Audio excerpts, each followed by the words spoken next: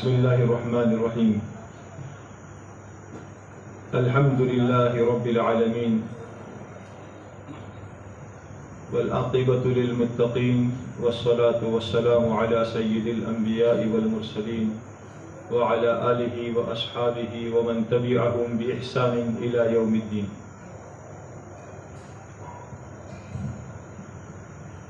أما بعد فأعوذ بالله من الشيطان الرجيم. بسم الله الرحمن الرحيم.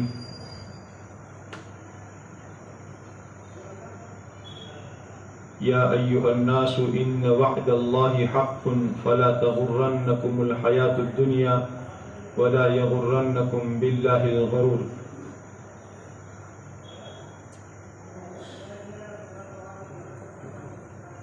وقال سبحانه وتعالى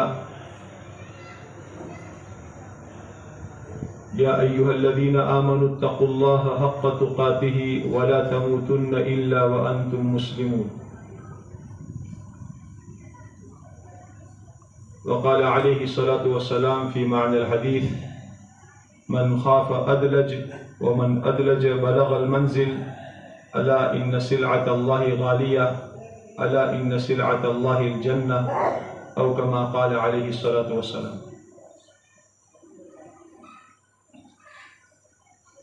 قابل احترام میرے بزرگوں، دوستوں اور عزیز بھائیوں، اللہ جل شانہ من والہ نے محض اپنی قدرت کاملہ سے اس کائنات کو، کائنات کی ہر چیز کو اپنی قدرت سے پیدا کیا. جب تک اللہ تعالیٰ چاہے گا تب تک اللہ تعالیٰ اس کو باقی رکھے گا، تھامے رکھے گا، اور جب اللہ تعالیٰ چاہے گا اپنی قدرت سے ساری کائنات کو ختم کر دے گا.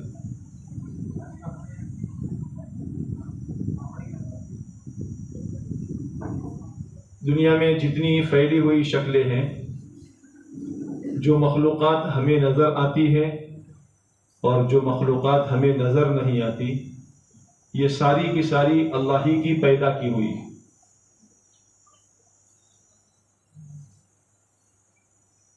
انسان کو بھی اللہ تعالیٰ نے ہی اپنی قدرت سے پیدا کیا.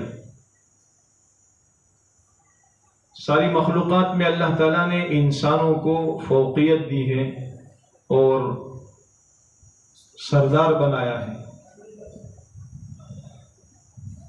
انسان کے علاوہ جتنی مخلوقات اللہ تعالیٰ نے پیدا کی ہے، یہ ساری کی ساری مخلوق اللہ نے انسان کی خدمت اور انسان کی سیوا چاکری کے لیے پیدا کی. آسمانوں کو اللہ نے انسانوں کے لیے بنایا، زمین اللہ تعالیٰ نے انسانوں کے لیے بنائی، سورج اللہ نے انسانوں کے لیے بنایا، چاند کا نظام اللہ نے انسانوں کے لیے بنایا، رات اور دن اللہ نے انسانوں کے لیے بنائے، ہوائیں اللہ نے انسانوں کے لیے چلائی، دریا اللہ تعالیٰ نے انسانوں کے لیے بہائے، درخت انسانوں کے لیے اللہ نے اگائے، دنیا کے جانور بھینس، گائے، بکری، بھیڑ اور دنیا کے اور جانور گھوڑا، گدھا، اونٹ، یہ سارے کے سارے اللہ تعالیٰ نے انسانوں کی سیوا چاکری کے لیے اور انسانوں کی خدمت کے لیے پیدا کیے. انسانوں کے دنیا میں آنے سے پہلے ہی اللہ تعالیٰ نے خادموں کو دنیا میں پہلے ہی وجود دے دیا تھا. جیسے سیٹھ کے آنے سے پہلے نوکر تیار ہو جایا کرتے ہیں سیٹھ کی خدمت کے لیے، ایسے ہی دنیا میں انسانوں کی خلقت سے، انسانوں کی پیدائش سے پہلے ہی اللہ نے دنیا کا یہ سارا کارخانہ بنایا. آسمان بھی، زمین بھی، سورج بھی، چاند بھی، رات بھی، دن بھی، پہاڑ بھی، دریا بھی، درخت بھی، یہ اللہ تعالیٰ نے پہلے سے پیدا کر دیے. یہ سارے کے سارے اللہ نے انسانوں کی خدمت اور سیوا چاکری کے لیے بنائے. اور یوں فرمایا روایت میں جس کا مفہوم ہے الدنیا خلقت لکم، کہ دنیا ساری کی ساری تمہارے لیے پیدا کی گئی. زمین سے گلنے کا نظام، اگنے کا نظام، زمین پر اللہ تعالیٰ نے جانوروں کا نظام، آسمانوں کا نظام، زمینوں کا نظام، یہ اللہ نے انسانوں کے فائدہ اٹھانے کے لیے بنایا ہے۔ قرآن کریم میں اللہ تعالیٰ ایک جگہ فرماتے ہیں اَأَنْتُمْ أَشَدُّ خَلْقًا أَمِ السَّمَاءُ بَنَاهَا رَفَعَ سَمْكَهَا فَسَوَّاهَا وَأَغْطَشَ لَيْلَهَا وَأَخْرَجَ ضُحَاهَا وَالْأَرْضَ بَعْدَ ذَلِكَ دَحَاهَا أَخْرَجَ مِنْهَا مَاءَهَا وَمَرْعَاهَا۔ یہ ساری مخلوقات اللہ تعالیٰ نے بیان فرما کر یہ فرمایا مَتَاعًا لَكُمْ وَلِأَنْعَامِكُمْ، تمہارے فائدہ اٹھانے کے لیے اللہ تعالیٰ نے یہ سارا بنایا۔ ایک جگہ اللہ تعالیٰ نے انسان کے خوراک کا نظام بتایا اور یہ فرمایا فَلْيَنْظُرِ الْإِنسَانُ إِلَىٰ طَعَامِهِ أَنَّا صَبَبْنَا الْمَاءَ صَبًّا ثُمَّ شَقَقْنَا الْأَرْضَ شَقًّا فَأَنبَتْنَا فِيهَا حَبًّا وَعِنَبًا وَقَضْبًا وَزَيْتُونًا وَنَخْلًا وَحَدَائِقَ غُلْبًا وَفَاكِهَةً وَأَبًّا مَتَاعًا لَكُمْ وَلِأَنْعَامِكُمْ۔ اللہ کرے کہ ہم قرآن کریم کو سمجھنے والے بنے۔ آج ہمارے اوپر ایک جنون طاری ہو چکا ہے انگلش اور انگریزی سیکھنے کا۔ ہم نے عربی زبان کو سیکھنے کی کوشش نہیں کی۔ عربی زبان میں اللہ تعالیٰ نے قرآن کریم کو اتارا ہے۔ یہ قرآن صرف تلاوت کے لیے نہیں ہے بلکہ قرآن اللہ کا شاہی فرمان ہے۔ اللہ کا شاہی فرمان ہے۔ اللہ اپنے بندوں سے کیا کہتے ہیں یہ اللہ تعالیٰ نے اپنے کلام پاک میں فرمایا ہے۔ اللہ کرے میں اور آپ قرآن پاک کو سمجھنے کی کوشش کرنے والے بنے، اس علم کو حاصل کرنے والے بنے جس علم کے واسطے سے ہم قرآن کریم کو سمجھنے والے بنے اور اس پر عمل کرنے والے بنے۔ ساری کائنات اللہ تعالیٰ نے انسانوں کے لیے بنائی ہے، تو پھر مسئلہ یہ ہے، بات یہ ہے اللہ نے انسانوں کو کیوں پیدا کیا ہے؟ سارا سب کچھ اللہ نے انسانوں کے لیے بنایا ہے، تو انسانوں کو اللہ نے کیوں بنایا ہے؟ اس روایت کا دوسرا جملہ یہ ہے جس کا مفہوم ہے الدنیا خلقت لکم وانکم خلقتم للآخرہ، کہ دنیا ساری کی ساری تمہارے لیے بنائی گئی ہے لیکن تمہیں اللہ نے آخرت کے لیے پیدا کیا ہے۔ انسان آسمانوں کے لیے نہیں ہے، انسان زمین کے لیے نہیں ہے، انسان بھینسوں کے لیے نہیں ہے، انسان گائے ڈھوروں کے لیے نہیں ہے، اور انسان زمینوں اور آسمانوں کے لیے نہیں ہے۔ انسانوں کی تخلیق اللہ نے اپنی بندگی کے لیے، اپنی پہچان کے لیے، اور انسانوں کی پیدائش اللہ تعالیٰ نے دنیا میں اس لیے کی ہے تاکہ دنیا میں اللہ کی مرضیات پر چل کر اپنی آخرت کی زندگی کو آباد کرنے والے بنے۔ اللہ تعالیٰ ہمیں موت سے پہلے پہلے یہ بات سمجھا دے اور زندگی میں اس کی تیاری کی توفیق عطا فرما دے۔ زندگی آمد برائے بندگی اور زندگی بے بندگی شرمندگی، یہ زندگی اللہ تعالیٰ نے بندگی کے لیے دی ہے۔ جو بندگی کے بغیر دنیا سے جائے گا اس کو مرنے کے بعد شرمندگی کے سوا اس کے ہاتھ میں کچھ آنے والا نہیں۔ یہ ساری کائنات اللہ تعالیٰ نے اپنی پہچان کے لیے بنائی ہے۔ میرے بندو میری قدرت کے مظہر کو دیکھو اور مجھے پہچانو میں کتنی بڑی طاقت والا ہوں۔ اے میرے بندو میرے خزانوں کو دیکھو اور میرے خزانوں کو دیکھ کر میری قدرت اور میرے خزانے کو پہچانو، مجھے پہچانو میں کتنے بڑے خزانوں کا مالک ہوں۔ ساری کائنات اللہ تعالیٰ نے اپنے تعارف کے لیے، اپنی اوڑکھان کے لیے کہ اللہ تعالیٰ ہم سب کا مالک ہے، ہم سب کا خالق ہے، ہم سب کا پیدا کرنے والا ہے۔ وہ چاہے تو مردے میں سے زندہ بنا دے اور وہ چاہے تو زندے میں سے مردہ پیدا کر دے۔ وہ چاہے تو پانی کے ناپاک قطرے میں سے بہترین قسم کا انسان پیدا کر دے جس کا تصور اور جس کا خیال ہم کر نہیں سکتے۔ دنیا کے انسان کوئی مورت بناتے ہیں، کوئی صورت بناتے ہیں تو کوئی لکڑی پر بناتا ہے، کوئی پتھر میں بناتا ہے، کوئی پیتل میں بناتا ہے، کوئی لوہے میں بناتا ہے۔ اللہ جل شانہ والا نے انسانوں کی پیدائش ایک ناپاک پانی کے قطرے سے اللہ تعالیٰ نے فرمائی ہے، جس کو قرآن کریم میں اللہ تعالیٰ فرماتے ہیں هل أتى على الإنسان حين من الدهر لم يكن شيئا مذكورا إنا خلقنا الإنسان من نطفة أمشاج نبتليه فجعلناه سميعا بصيرا۔ ہم نے انسان کو ایک قطرے سے پیدا کیا ہے، یہ اللہ کی قدرت ہے۔ اللہ تعالیٰ نے اپنی قدرت کاملہ سے انسان کی تخلیق فرمائی ہے، اور کیسی پیدائش اللہ تعالیٰ نے فرمائی ہے کہ ہر انسان کو اللہ تعالیٰ نے ویسا بہترین صورت اور بہترین سانچے میں ڈھال کر بنایا ہے کہ ایسا کوئی تصور نہیں کر سکتا۔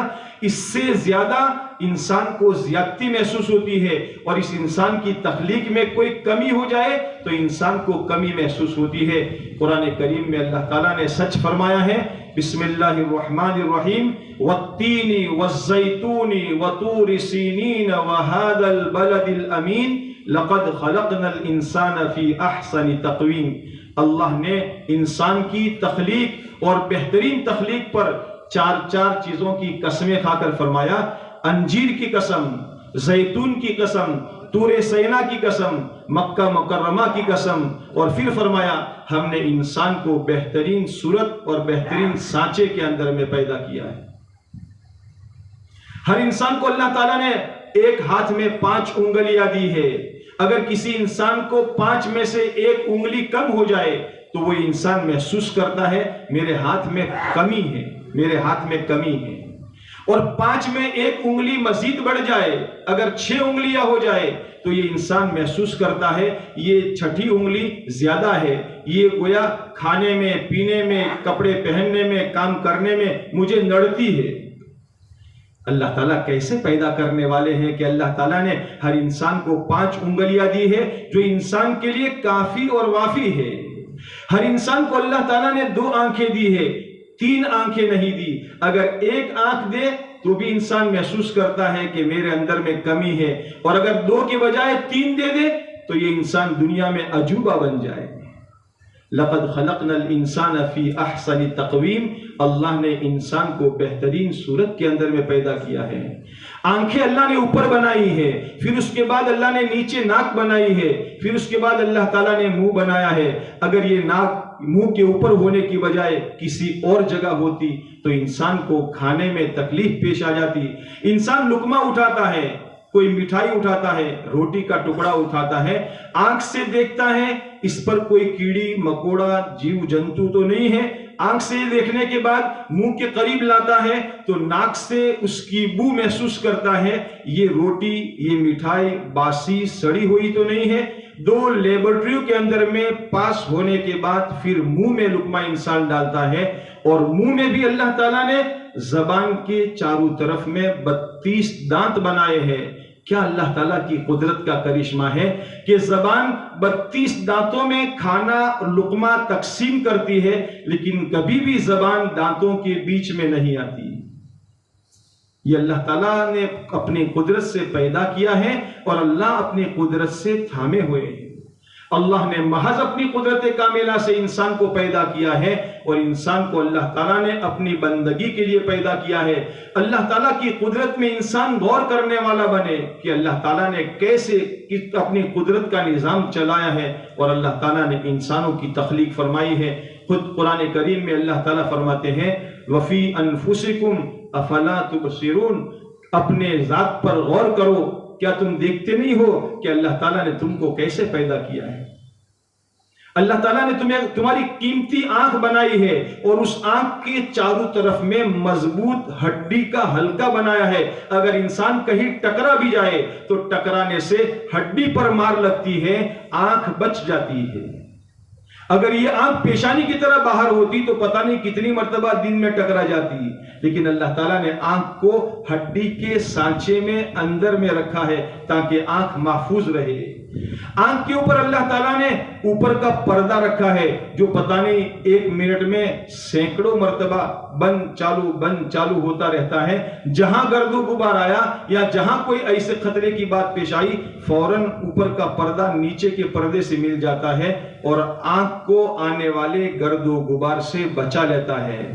اس پردے کے اندر میں نہ اوپر سے نیچے آتے ہوئے کھڑکھڑاہٹ ہوتی ہے اور نہ نیچے سے اوپر جاتے ہوئے تڑتڑاہٹ ہوتی ہے۔ ہماری دکان کا شٹر ہوتا ہے، ہم نیچے کرتے ہیں تو کھڑکھڑاہٹ سے نیچے آتا ہے اور اوپر کرتے ہیں تو کڑکڑاہٹ سے اوپر جاتا ہے، لیکن ہماری آنکھ کے شٹر کو सैकड़ों मर्तबा ऊपर नीचे करते हैं, लेकिन इस आंख में कोई आवाज नहीं पैदा होती। ये अल्लाह ताला की कुदरत का करिश्मा है। मेरे बंदो, मेरी कुदरत को देखो और इस पर गौर करो और मुझे पहचानो, मैं कितनी बड़ी ताकत वाला हूं। बगैर सुतून के अल्लाह ताला ने आसमान बनाया। 10 बाय 10 की छत बनानी हो, ये मंडप और शामियाना बनाना था, तो इसके लिए पता नहीं 10 खंबे खड़े किए, तब जाकर हमारा ये कपड़े का शामियाना ऊपर अद्धर बना हुआ है। अल्लाह ताला ने अपनी कुदरत कामिला से 7 आसमान बनाए। 7 आसमान बनाए, कितने मोटे, कितने दबीज, कितने कैसे। अल्लाह ताला ने पहला आसमान, फिर दूसरा आसमान, फिर तीसरा आसमान। अल्लाह ताला फरमाते हैं बिगैर अमदिन तरौनहा, बगैर सुतून के तुम उसको देख रहे हो। हल तरा मिन फुतूर, क्या इस मेरी खिलकत में, मेरी पैदाइश में कोई कमी, कोई कजी नजर आती है? फरजिल बसर, अल्लाह ताला फरमाते एक नहीं, दोबारा देखो, बार बार देखो, आसमान की खिलकत में कहीं तुम्हें कोई कमी कजी नजर आती है? अल्लाह ताला ने बगैर सुतून के, न नीचे से अटका हुआ है और न ऊपर से लटका हुआ है। हमारा ये शामियाना नीचे से अटका हुआ है और पंखा ऊपर से लटका हुआ होता है, लेकिन आसमान न ऊपर से लटका हुआ है और न नीचे से अटका हुआ है। ये अल्लाह के अम्रे कुन से, अल्लाह के हुक्म से थमा हुआ है। अल्लाह ने इसको थामे रखा है। ये अल्लाह ताला की कुदरत है। अल्लाह ताला जैसे चाहे, जिस तरह चाहे पैदा फरमा दे। जमीन को अल्लाह ताला ने अपनी कुदरत से पैदा किया, जानवरों को अल्लाह ताला ने अपनी कुदरत से पैदा किया, सूरज और चांद के निजाम को अल्लाह ने अपनी कुदरत से चलाया। कभी भी कोई ऐसा मौका नहीं आता कि सूरज ने हड़ताल कर रखी हो कि आज तो मैं नहीं निकलूंगा, या आज तो मैं थका हुआ हूं इसलिए 1 घंटे के बाद निकलूंगा। कभी भी नहीं हुआ है। अल्लाह का निजाम है वश्शम्सु तजरी लिमुस्तक़र्रिन लहा ज़ालिका तक़दीरुल अज़ीज़िल अलीम। सूरज अपने मुकर्ररा वक्त पर और अपने मुकर्ररा रास्ते पर चलता है। ये अल्लाह तबारक व तआला जो जबरदस्त जानने वाले हैं, उसकी तरफ से एक पैमाना नक्की किया हुआ है, तय किया हुआ है, उसी रास्ते पर चलता है। सूरज की मजाल नहीं, सूरज की ताकत नहीं, 1 सेकंड आगे चला जाए या 1 सेकंड पीछे रह जाए।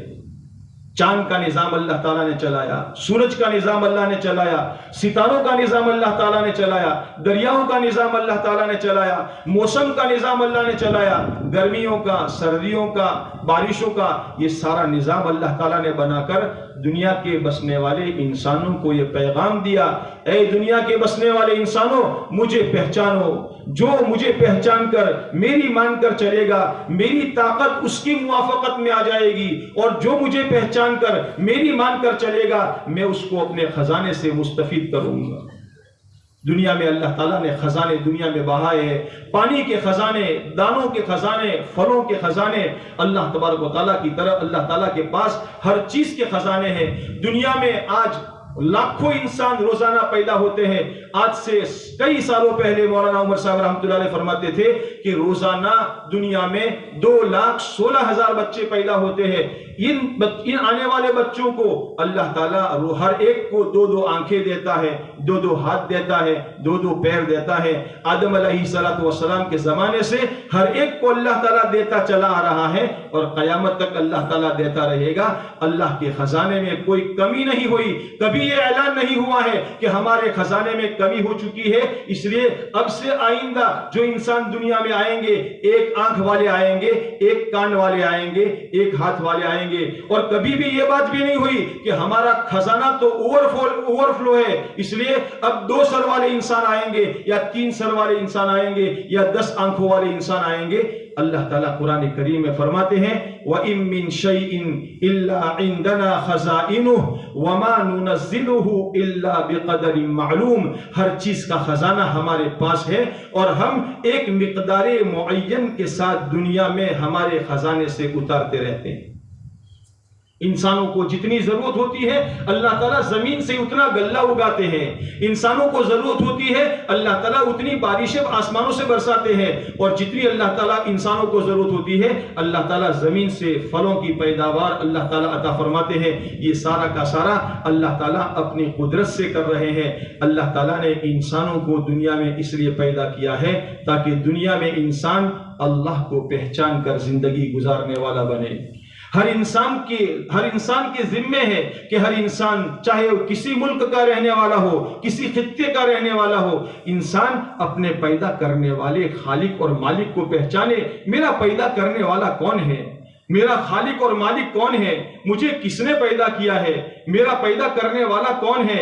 سیدنا علی رضی اللہ تعالیٰ فرماتے ہیں، عرفت ربی بفسخ العزائم، میں نے اپنے رب کو اپنے عزائم کے ٹوٹنے سے پہچانا۔ کسی کام کے کرنے کا میں ارادہ کر لیتا ہوں، بعض مرتبہ وہ کام ہو جاتا ہے، اور کسی کام کے کرنے کا عزم اور پکا ارادہ کرتا ہوں لیکن وہ کام نہیں ہو پاتا۔ مجھے معلوم ہو گیا، یقین ہو گیا کہ میرے ارادے اور اس کام کی پورا کرنے کے درمیان ایک ذات اور ایک طاقت حائل ہے، اور وہ اللہ کی طاقت ہے۔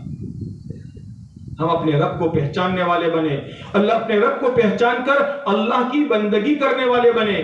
دنیا اور کائنات اللہ تعالیٰ نے اپنی پہچان کے لیے بنائی ہے۔ بندے دنیا میں اللہ کو پہچان کر، اللہ کی مان کر زندگی گزارنے والے بنے۔ دنیا میں اللہ نے کیوں بھیجا ہے؟ ایک دن زندگی تو ایک مقررہ وقت کے لیے زندگی ہے۔ دنیا ہمیشہ رہنے کی جگہ نہیں ہے۔ اس دنیا میں جو آیا ہے وہ جانے کے لیے آیا ہے، کوئی بھی ہمیشہ رہنے کے لیے نہیں آیا۔ کل من علیہا فان ویبقى وجہ ربک ذو الجلال والاکرام۔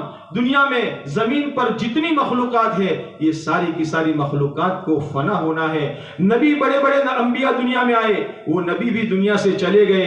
بڑے بڑے اولیاء دنیا میں آئے، وہ اولیاء بھی دنیا سے چلے گئے۔ بڑے بڑے بادشاہ دنیا میں آئے، بڑے بڑے قلعے تعمیر کیے، بڑی بڑی تعمیرات کی، لیکن وہ دنیا سے چلے گئے۔ خود ہمارے آقا محمد الرسول اللہ صلی اللہ علیہ وسلم کو قرآن پاک میں اللہ تعالیٰ فرماتے ہیں، انک میت وانہم میتون۔ پیارے نبی علیہ السلام، آپ کو موت آنی ہے، اور یہ دنیا کے انسانوں کو بھی موت آنی ہے۔ پیارے نبی علیہ السلام کے پاس حضرت جبرائیل علیہ السلام اللہ کی طرف سے تشریف لائے اور فرمایا، اے اللہ کے رسول صلی اللہ علیہ وسلم، آپ دنیا میں جس سے چاہے محبت کر لے، ایک نہ ایک دن آپ کو اس سے جدا ہونا ہے۔ دنیا کی زندگی چند روزہ ہے، اصل زندگی آخرت کی ہے۔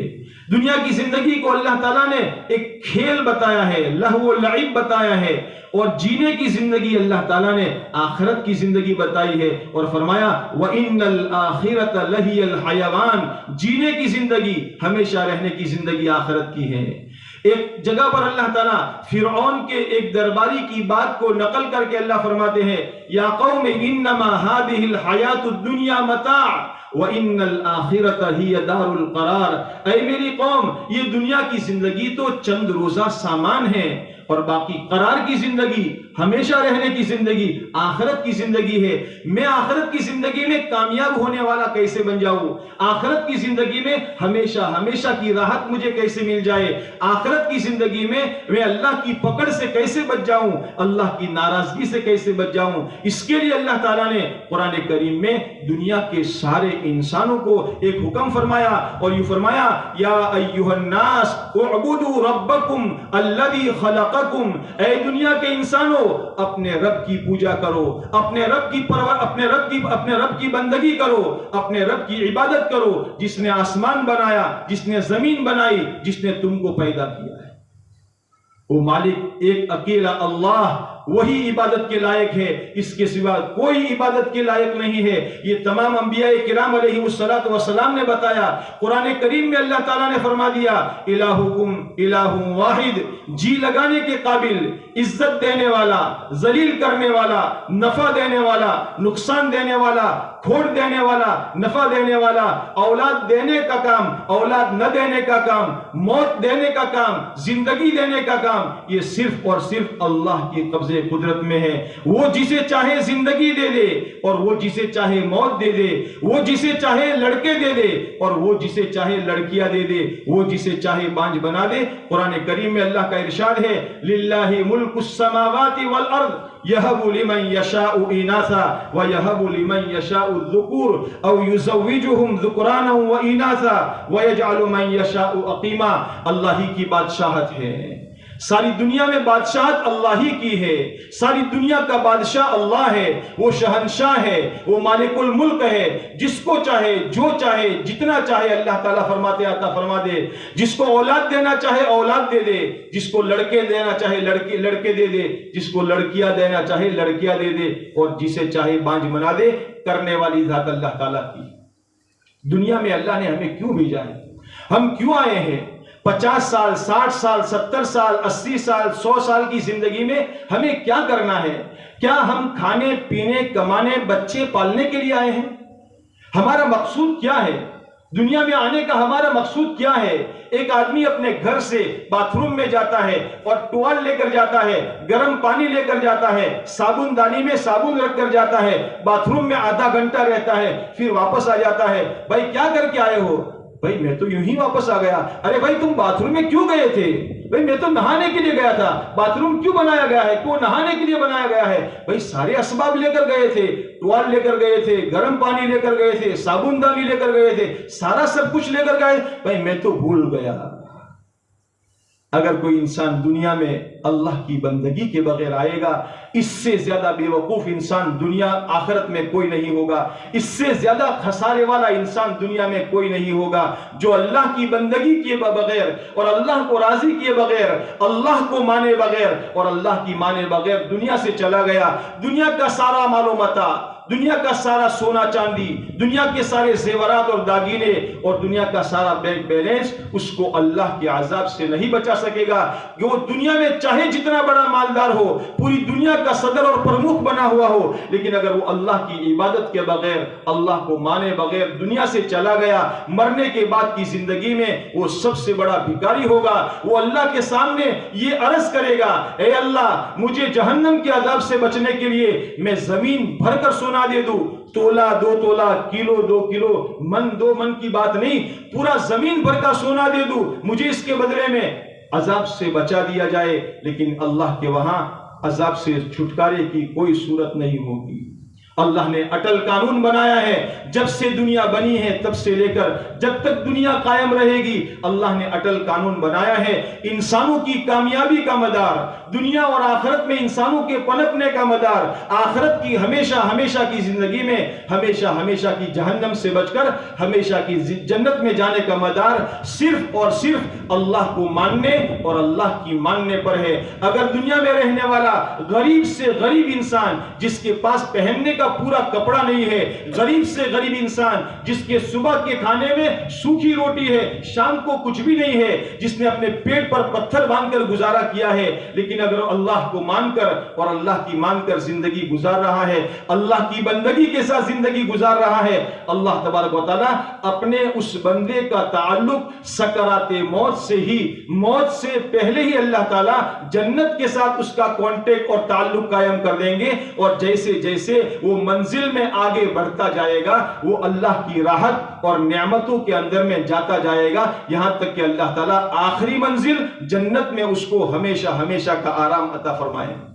لیکن اگر میرے دوستو، اگر دنیا میں کوئی انسان دنیا میں ظاہری نعمت ساری کی ساری اس کے پاس ہے، روزانہ اپنے کپڑے بدلتا ہے، نئی نئی سواریاں لاتا ہے اور اچھے اچھے بنگلوں میں رہتا ہے، اور بینک بیلنس بھی اس کے پاس ہے، سونے چاندی کے اندر میں ڈھکا ہوا ہے، لیکن اگر وہ اللہ کی بندگی نہیں کرتا، اللہ کو مان کر اللہ کی مان کر نہیں چلتا، تو جیسے جیسے موت قریب آئے گی اس کی پریشانیاں بڑھتی جائے گی، اور اسی حال میں اللہ کو نہ ماننے اور اللہ کی نہ ماننے کی حالت میں اگر وہ آدمی موت کی بارڈر کو کراس کر کے پار کر کے قبر میں چلا گیا، اس کی مصیبتیں اور اس کی تکلیفیں دن بدن بڑھتی چلی جائے گی، اس کے لیے راحت کی آرام کی کوئی شکل نہیں ہوگی، چاہے وہ دنیا کا کوئی انسان۔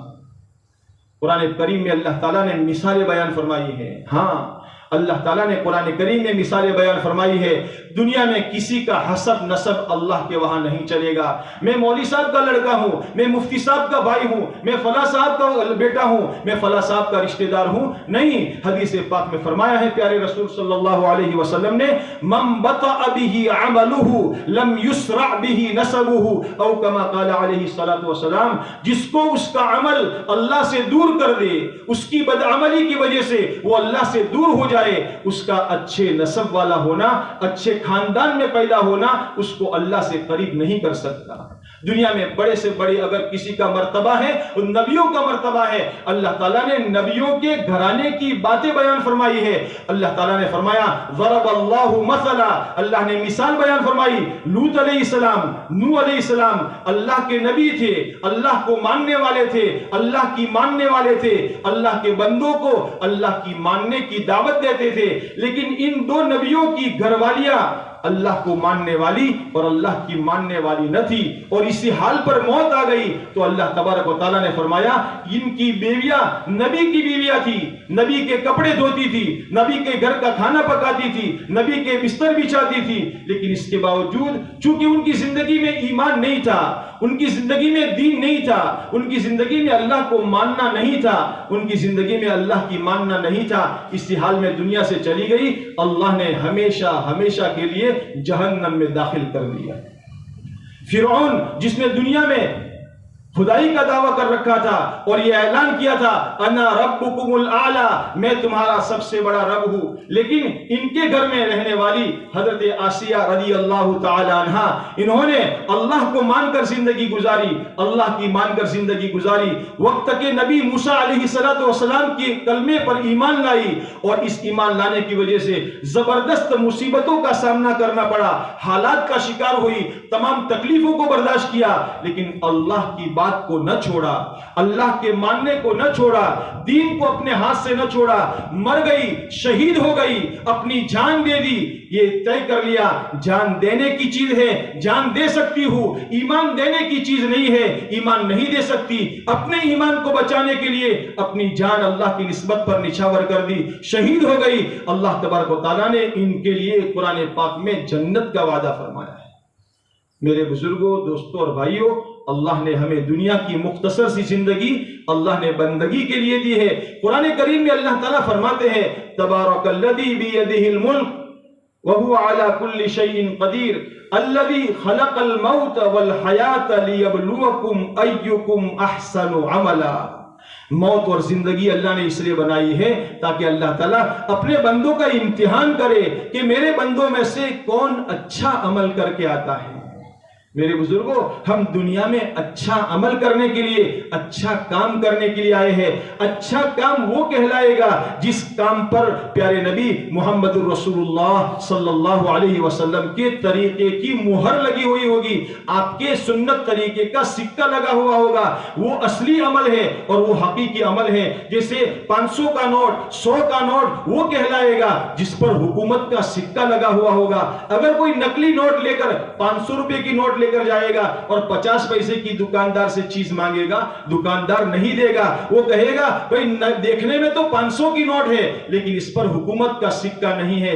میرے بزرگوں، سب سے اچھا عمل وہ کہلائے گا، اللہ کی بندگی وہ کہلائے گی جس پر محمد الرسول اللہ صلی اللہ علیہ وسلم کی سنت کا سکہ لگا ہوا ہو۔ جس عمل پر اللہ کے نبی صلی اللہ علیہ وسلم کی سنت کا سکہ لگا ہوا نہیں ہوگا وہ عمل مردود قرار دیا جائے گا۔ نماز جیسا اچھا سے اچھا عمل اگر پیارے نبی محمد صلی اللہ علیہ وسلم کے طریقے کے مطابق نہیں ہوگا وہ نماز کالے کپڑے میں لپیٹ کر مردود کر کے نمازی کے چہرے پر مار دی جائے گی۔ اس لیے اللہ نے ہمیں احسن عمل، اچھا عمل کرنے کے لیے دنیا میں بھیجا ہے۔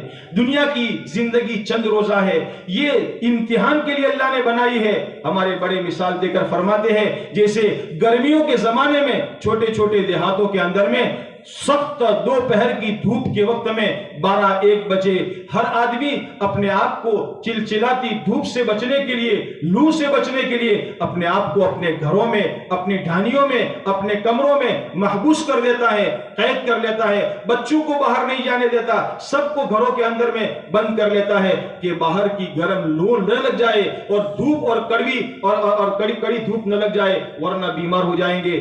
ایسے سخت دوپہر کی کڑی دھوپ کے زمانے میں کوئی مداری آتا ہے، کھیل تماشا بتانے والا سپیرا آتا ہے اور وہ سپیرا مداری ڈگڈگی بجاتا ہے، ڈب ڈب ڈب کر کے ڈگڈگی بجاتا ہے تو شہر کے اندر میں اور دیہاتوں کے اندر میں جب وہ ڈگڈگیوں کی آواز گھروں کے اندر میں پہنچتی ہے، وہ گاؤں کے چوراہے پر بیٹھ کر اپنا تماشا اور کھیل بتانا شروع کرتا ہے، تو گھروں میں سے پھر چھوٹے چھوٹے بچے آنے شروع ہوتے ہیں، پھر کچھ لڑکے لڑکیاں آنی شروع ہوتی ہے، پھر بڑے آتے ہیں، جوان آتے ہیں، بوڑھے آتے ہیں، اور تھوڑی دیر کے اندر میں ایک مجمع قائم ہو جاتا ہے اور مداری اپنا کھیل بتانا شروع کرتا ہے۔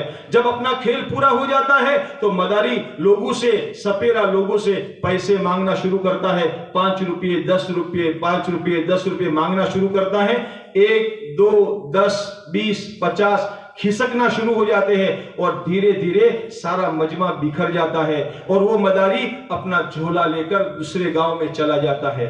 اس سپیرے اور مداری کے آنے سے پہلے گاؤں میں ایک سناٹا طاری ہو چکا تھا، ایسے ہی مداری کے جانے کے بعد دوبارہ سناٹا طاری ہو جاتا ہے، تھوڑی دیر کا تماشا ہوتا ہے۔ اللہ جل شانہ منوالہ نے ایسے ہی دنیا کو قائم کیا ہے۔ ایک زمانہ تھا دنیا کا وجود نہیں تھا، نہ آسمان تھا، نہ زمین تھا، نہ سورج، نہ چاند، نہ پہاڑ، نہ دریا، نہ انسان، نہ جنات، نہ چرند، نہ پرند، نہ درند، کچھ نہیں تھا۔ اللہ نے اپنی قدرت کاملہ سے ان تمام کو پیدا کیا، اور ایک تھوڑا سا موقع اللہ تبارک و تعالیٰ نے دنیا کو فراہم فرمایا، اور ایک زمانہ آئے گا کہ اللہ تبارک و تعالیٰ ساری دنیا کو ختم کر دیں گے، تمام فرشتے ختم ہو جائیں گے، جبرائیل بھی، میکائیل بھی، اسرائیل بھی اور اسرائیل بھی، اور یوں فرمایا اللہ تعالیٰ فرمائیں گے، فرشتے کہیں گے یہ جبرائیل اور میکائیل تو اے باری تعالیٰ آپ کے پرانے وہ ہے، فرشتے ہیں اور یہ ہے وہ ہے۔ اللہ تعالیٰ فرمائیں گے اسکت، چپ ہو جاؤ، میں نے طے کر لیا ہے جو میرے عرش کے نیچے ہے ان تمام کو موت آنی ہے۔ قرآن کریم میں اللہ کا فرمان ہے کل نفس ذائقۃ الموت، ہر نفس کو موت کا مزہ چکھنا ہے، سب ختم ہو جائیں گے، کوئی باقی نہیں بچے گا۔ تو اللہ تعالیٰ دنیا کے انسانوں کی روحوں سے خطاب فرما کر یہ فرمائیں گے لمن الملک اليوم، آج کس کی بادشاہت ہے؟ اے پردھانوں، اے منتریوں، اے سنتریوں، اے صدروں، اے وزیروں، بتاؤ دنیا میں یہ کہتے تھے ہماری صدارت ہے، ہماری وزارت ہے، ہماری پردھان منتری ہے، اور ہمارا یہ ہے اور ہمارا وہ ہے، آج بتاؤ لمن الملک اليوم، کس کی بادشاہت ہے؟ کوئی جواب دینے والا نہیں ہوگا۔ تو اللہ تعالیٰ فرمائیں گے للہ الواحد القہار، ایک زبردست اللہ کی بادشاہت ہے۔ پھر اللہ تعالیٰ جبرائیل کو، میکائیل کو، اسرافیل کو، ان کو زندہ کریں گے، اور اسرافیل علیہ السلام دوبارہ سور پھونکیں گے، اور ساری کائنات کو اللہ تبارک و تعالیٰ دوبارہ زندہ کریں گے، اور پھر اللہ تبارک تعالیٰ ہر ایک کو حشر کے میدان میں جمع کریں گے۔ میرے بزرگوں، دنیا چند روزہ زندگی ہے، اس دنیا کی زندگی میں اللہ تعالیٰ نے ہمیں بندگی کے لیے پیدا کیا ہے۔ کامیاب انسان وہ ہے جو اللہ کو راضی کر کے دنیا سے چلا جائے، ناکام انسان وہ ہے جو اللہ کو ناراض کر کے دنیا سے چلا جائے۔ اللہ راضی کس سے ہوتے ہیں اور اللہ ناراض کس سے ہوتے ہیں؟ اللہ تعالیٰ نے یہ چیزیں بتانے کے لیے انبیاء کرام علیہ السلام کو دنیا میں بھیجا۔ نبیوں نے دنیا میں آ کر اللہ کے بندوں کو اللہ کی مرضیات بتائی۔ اے دنیا کے انسانوں، اللہ تعالیٰ یہ کرنے سے راضی ہوتے ہیں، نماز پڑھنے سے راضی ہوتے ہیں، زکوٰۃ دینے سے راضی ہوتے ہیں، حج کرنے سے راضی ہوتے ہیں، صلہ رحمی کرنے سے راضی ہوتے ہیں، ماں باپ کو راضی کرنے سے راضی ہوتے ہیں، کسی مخلوق کی خدمت کرنے سے راضی ہوتے ہیں، سچائی سے اللہ راضی ہوتے ہیں، امانت داری سے اللہ راضی ہوتے ہیں، ایمانداری سے اللہ راضی ہوتے ہیں، راستے میں سے تکلیف دینے والی چیز کو ہٹانے سے اللہ راضی ہوتے ہیں، کسی انسان کے لیے اپنے آپ کو نفع دینے والا بنانا، اس سے اللہ تعالیٰ راضی ہوتے ہیں، دنیا میں خیر کے کام کرنے والوں سے اللہ راضی ہوتے ہیں۔ نبیوں نے دنیا میں آ کر انسانوں کو اللہ کی مرضیات بتائی۔ اے دنیا کے انسانوں، تمہاری کامیابی صرف اور صرف اللہ کی بندگی میں ہے۔ یا قوم اعبدوا اللہ ما لکم من الہ غیرہ، اے دنیا کے انسانوں ایک اللہ کی مان کر چلو، اللہ کے سوا دنیا میں کرتا دھرتا کوئی نہیں ہے۔ ہاں، اللہ کے سوا دنیا میں جی لگانے کے قابل کوئی نہیں ہے، عزت دینے والا کوئی نہیں ہے، ذلیل کرنے والا کوئی نہیں ہے، کامیاب کرنے والا کوئی نہیں ہے، ناکامی دینے والا کوئی نہیں ہے، زندگی دینے والا کوئی نہیں ہے، موت دینے والا کوئی نہیں ہے۔ ایک اکیلا اللہ ہے جو سب کچھ کے بغیر سب کچھ کرتا ہے، اور دنیا کا سارا سب کچھ مل کر بھی اللہ کے بغیر کچھ نہیں کر سکتا۔ اللہ کرے یہ یقین ہمارے اندر میں پیدا ہو جائے اور پھر ہم اللہ کی بندگی کرنے والے بنے، اللہ کی طاقت سے براہ راست فائدہ اٹھانے کے لیے اور اللہ کے خزانوں سے براہ راست ڈائریکٹ فائدہ اٹھانے کے لیے اللہ تعالیٰ نے اپنے بندوں کو اپنے احکامات دیے ہیں۔ اور یوں فرمایا اللہ تعالیٰ حدیث پاک میں فرماتے ہیں اذا اطعت رضیت واذا رضیت بارکت وليس ببرکتی نہایا، اے میرے بندو جب میری اطاعت کی جاتی ہے، جب میرا کہا مانا جاتا ہے، میں راضی ہو جاتا ہوں، اور جب میں راضی ہو جاتا ہوں تو میں برکتیں کرتا ہوں اور میری برکت کی کوئی انتہا نہیں ہوتی۔ ہاں اللہ فرماتے ہیں جب میری اطاعت کی جاتی ہے، میرا کہا مانا جاتا ہے۔ میرے دوستو دنیا میں زندگی گزارنے کے دو راستے ہیں، ایک اللہ کی مان کر چلنا اور ایک اپنے جی کی چاہت کو مان کر چلنا، اپنے نفس کی مان کر چلنا۔ نفس کی مان کر چلنے والا یہ جہنم میں جائے گا اور اللہ کی مان کر چلنے والا یہ جنت میں جائے گا۔ قرآن کریم میں اللہ تعالیٰ نے دو مقامات کی وضاحت فرمائی ہے اور یوں فرمایا وَأَمَّا مَنْ خَافَ مَقَامَ رَبِّهِ وَنَهَى النَّفْسَ عَنِ الْهَوَى فَإِنَّ الجنة هي المأوى وأما من طغى وآثر الحياة الدنيا فإن الجحيم هي المأوى۔ جو اللہ سے ڈر کر، اللہ کی مان کر، اللہ کو مان کر زندگی گزارے گا، اپنے نفس کی چاہتوں کو قربان کر دے گا، اپنے آپ کو من چاہی زندگی سے روک لے گا، اپنے آپ کو کنٹرول میں رکھے گا اور اللہ کی مان کر چلے گا، اللہ تعالیٰ فرماتے ہیں اس کا ٹھکانہ جنت ہے۔ اور جو سرکشی کرے گا اور یہ کہے گا پیسہ میرا، زندگی میری، جوانی میری اور مرضی میری مرضی میرا پیسہ، میری مرضی میری زندگی، جو یہ کہہ کر زندگی گزارے گا اللہ فرماتے ہیں اس کا ٹھکانہ جہنم ہے۔ اللہ تعالیٰ اس سے ہماری حفاظت فرمائے۔ اس لیے اللہ تعالیٰ نے اپنی اطاعت کا بندوں کا حکم دیا اور قرآن کریم میں جگہ جگہ اللہ تعالیٰ نے فرمایا فَاتَّقُوا اللَّهَ وَأَطِيعُونِ، اے لوگو اللہ سے ڈر کر زندگی گزارو اور اللہ کی مان کر زندگی گزارو۔ کیا مانے، کیسے مانے، اس کے لیے اللہ تعالیٰ نے نبیوں کے ذریعے سے اللہ نے اپنے احکامات دیے۔ میرے بندو یہ میرا حکم ہے، اگر تم میرے حکم کو مان کر چلو گے تو میں تمہاری دنیا بھی بھلی بناؤں گا اور آخرت بھی بھلی بناؤں گا۔ اور قرآن پاک میں اللہ تعالیٰ نے اس کا وعدہ فرمایا من عمل صالحا وهو مؤمن فلنحيينه حیاتا طیبہ، جو ایمان والا یا ایمان والی بہن عورت نیک عمل کرے گا، نیک عمل، تو اللہ تعالیٰ فرماتے ہیں میں اس کی زندگی کو شاندار زندگی بنا دوں گا۔ ہاں شاندار زندگی بنانے کے لیے اللہ پیسوں کے محتاج نہیں ہے، شاندار زندگی بنانے کے لیے اللہ بنگلوں کے محتاج نہیں ہے، شاندار زندگی بنانے کے لیے اللہ تعالیٰ سواریوں اور گاڑیوں کے محتاج نہیں ہے۔ اللہ تعالیٰ سب کچھ کے بغیر شاندار زندگی دیں گے، سکون دلوں میں عطا فرمائیں گے، لوگوں کے دلوں میں محبوبیت عطا فرمائیں گے۔ اس کے پاس تو سائیکل بھی نہیں ہوگی لیکن دنیا کے انسان اپنی گاڑیاں ان کو اپنے بٹھانے کے لیے پیش کریں گے، اس کے پاس تو جھوپڑی ہوگی لیکن لوگ اس کو اپنے بنگلے پیش کریں گے۔ اللہ تعالیٰ لوگوں کے دلوں میں محبوبیت پیدا کریں گے، دلوں میں سکون اور چین پیدا کریں گے، اللہ تعالیٰ آپس میں محبت عطا فرمائیں گے۔ اس سے بڑھ کر شاندار زندگی کیا ہو سکتی ہے؟ اس لیے اللہ تعالیٰ نے اپنے پیارے نبی محمد الرسول اللہ صلی اللہ علیہ وسلم کے ذریعے سے اپنے بندوں کو جو احکامات دیے ان میں سب سے پہلا حکم نماز کا دیا۔ ہاں سب سے پہلا حکم نماز کا دیا اور اللہ کے نبی علیہ السلام نے فرمایا اول ما يحاسب به العبد يوم القيامة الصلاة، قیامت کے دن بھی سب سے پہلا حساب نماز کا لیا جائے گا۔ اگر مسلمان نماز میں ٹھیک ٹھاک نکلا تو اس کے باقی عمل بھی ٹھیک ٹھاک ہوں گے، اور اگر نماز کے اندر میں پھنس گیا، ایک پڑھی دوسری نہیں پڑھی، جمعہ کی پڑھی، عید کی نماز پڑھی، باقی نمازیں نہیں پڑھی، یعنی نماز کا اہتمام نہ کیا، تو ایسا انسان اگر نماز میں پھنس گیا تو پھر روزے میں پھنسے گا، زکوٰۃ میں پھنسے گا، حج میں پھنسے گا، ہر عمل میں پھنستا چلا جائے گا۔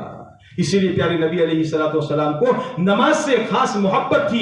اگر یہ چاہتے ہیں اللہ کے نبی علیہ السلام سے ہم سچی محبت کرنے والے بنے، آپ کا عشق اگر ہمارے دل میں ہے، ہم اللہ کے نبی علیہ السلام کے دل کو قرار پہنچانا چاہتے ہیں، آپ کے آنکھوں کو ٹھنڈک پہنچانا چاہتے ہیں، پیارے نبی علیہ السلام کا ارشاد ہے جعلت قرۃ عینی فی الصلاۃ، میرے آنکھوں کی ٹھنڈک نماز میں رکھی گئی ہے۔ جعلت قرۃ عینی فی الصلاۃ، میرے آنکھوں کی ٹھنڈک نماز میں رکھی گئی ہے۔ جیسے اولاد چاہتی ہے ہمارے ماں باپ کی آنکھ ہمارے ذریعے سے ٹھنڈی ہو، وہ کمائی کرتا ہے، پیسے لاتا ہے، کبھی بیکاری میں نہیں رہتا، کبھی ایسا کام نہیں کرتا جس سے اپنے ماں باپ کی عزت پر داغ پڑ جائے۔ ایسے ہی میرے بزرگوں، ہم اور آپ حضرت محمد رسول اللہ صلی اللہ علیہ وسلم کے امتی ہے۔ اگر ہم یہ چاہتے ہیں اللہ کی بندگی کرے اور محمد صلی اللہ علیہ وسلم کے ساتھ سچی محبت اور عقیدت آپ علیہ السلام سے رکھ کر آپ کے طریقوں پر چلنے والے بنے، اس لیے کہ آپ کی عقیدت اور آپ کی سنت کے بغیر ہم اللہ کو پا نہیں سکتے۔ اس لیے کہ قرآن کریم میں اللہ تعالیٰ کا یہ ارشاد ہے، قرآن کریم میں اللہ تعالیٰ نے قیامت تک کے آنے والے انسانوں کو پیارے نبی علیہ السلام کے ذریعے سے یہ پیغام دیا ہے اور یہ فرمایا ہے، قل ان کنتم تحبون اللہ فاتبعونی یحببکم اللہ ویغفر لکم ذنوبکم۔ اے دنیا کے انسانوں، اگر تم اللہ سے محبت کرتے ہو، اللہ کو راضی کرنا چاہتے ہو، اے محمد صلی اللہ علیہ وسلم لوگوں کو ہمارا یہ پیغام پہنچا دو کہ وہ محمد صلی اللہ علیہ وسلم کے پیچھے پیچھے چلے۔ اگر وہ محمد صلی اللہ علیہ وسلم کے پیچھے پیچھے چلیں گے تو اللہ ان سے محبت کرے گا اور اللہ ان کے گناہوں کو معاف کر دے گا۔ ہاں کہ محمد سے وفا تو نے تو ہم تیرے ہیں، یہ جہاں چیز ہے کیا لوح و قلم تیرے ہیں۔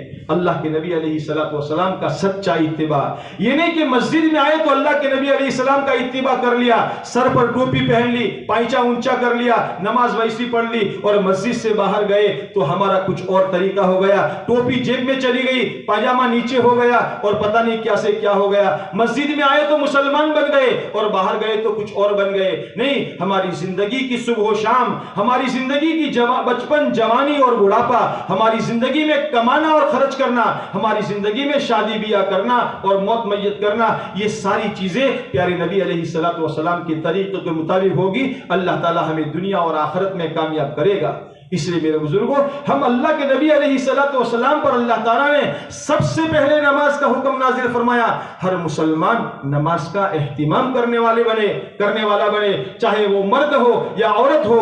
جس مسلمان پر نماز فرض ہو چکی ہے، 12-13 سال کی لڑکی ہے، 14-15 سال کا لڑکا ہے، ان پر نماز فرض ہو چکی ہے، گویا ان کا کل قیامت کے دن حشر کے میدان میں ان سے ایک ایک نماز کے بارے میں حساب لیا جائے گا۔ اب یہ مکلف بن چکے ہیں، ان پر نماز فرض ہو چکی ہے، ان کے لیے نماز کا پڑھنا ہر حال میں ضروری ہے۔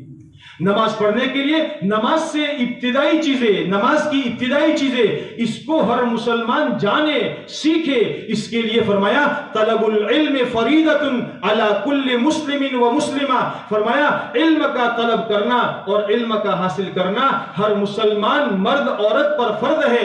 نماز سے پہلے پاک ہونا ضروری ہے۔ الطہور شطر الایمان، فرمایا پاکی آدھا ایمان ہے، اور فرمایا یہ پاکی جو ہے یہ نماز کی چابی ہے۔ وضو کرنا نہیں آتا، پاک رہنا نہیں آتا، مسلمان میرے دوستو ناپاک کیسے رہ سکتا ہے؟ پیشاب کر کے کھڑا ہو گیا، مسلمان اور غیر میں کوئی فرق نہیں ہے، مسلمان پاک صاف رہنا والا ہوتا ہے۔ النظافت من الایمان، صفائی ایمان کا حصہ بتایا گیا ہے، اور مسلمان گنجڑی میں رہنے والا بنے، میلا کچیلا رہنے والا بنے اور یہ سمجھے کہ ہم تو سادہ زندگی گزارتے ہیں۔